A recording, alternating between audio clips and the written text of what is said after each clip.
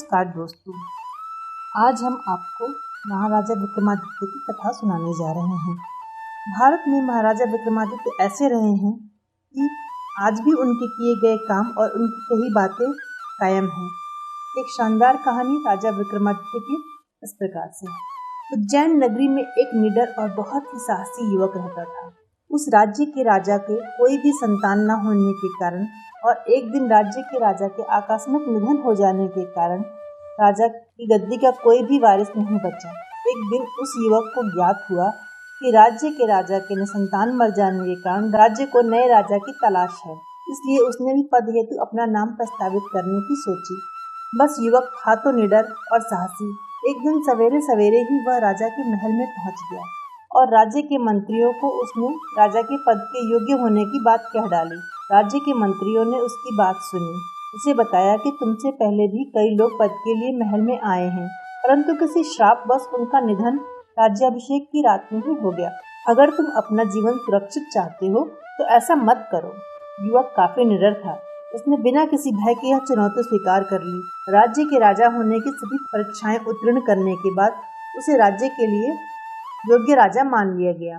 तय समय पर युवक का राज्याभिषेक होना तय हुआ। राज्याभिषेक होने के बाद उसने विचार किया, हो न हो अवश्य ही किसी देव या दानव का रोष इस राज्य पर है। अगर उस देव या दानव को किसी तरह से संतुष्ट कर ले तो इस समस्या से बचा जा सकता है। राजा ने राज्याभिषेक की रात को ही अपने कक्ष में व्यंजन बनाकर रखवा दिए और खुद एक तलवार लेकर कक्ष के कोने में ही छुपकर बैठ गया। रात को देवराज इंद्र का द्वारपाल अग्निवेताल वहां आया और उन व्यंजनों को देखकर काफी प्रसन्न हो गया।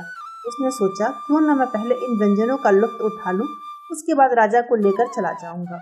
अग्निवेताल उन व्यंजनों को ग्रहण करके बोला, राजन, यदि तुम मेरे लिए प्रतिदिन ऐसे ही स्वादिष्ट व्यंजनों का प्रबंध करोगे तो मैं तुम्हें अभय दान दूंगा। राजा ने अग्निवेताल का प्रस्ताव स्वीकार कर लिया और अग्निवेताल से बोला, तुम देवराज इंद्र से पूछकर बताओ कि मेरी उम्र कितनी है। अगले दिन अग्निवेताल फिर राजा के कक्ष में आया और राजा से बोला, राजन, आपकी उम्र 100 वर्ष है। इतना सुनते ही राजा ने तलवार अग्निवेताल की गर्दन पर रख दिया और कहा, इसका अर्थ है तुम 100 वर्षों से पहले मुझे नहीं मार सकते। अग्निवेताल राजा की बुद्धिमत्ता व निडरता से अत्यंत प्रसन्न हुआ और उसने एक संपन्न राज्य का वरदान दिया। वहीं राजा आगे चलकर महाराजा विक्रमादित्य के नाम से जाने गए। धन्यवाद। तो दोस्तों, कैसी लगी आपको हमारी ये कहानी? अगर आपको हमारी कहानी पसंद आती है तो प्लीज़ कमेंट बॉक्स में लिखकर हमें ज़रूर बताएं और इसे लाइक, सब्सक्राइब और शेयर करना ना भूलें। धन्यवाद।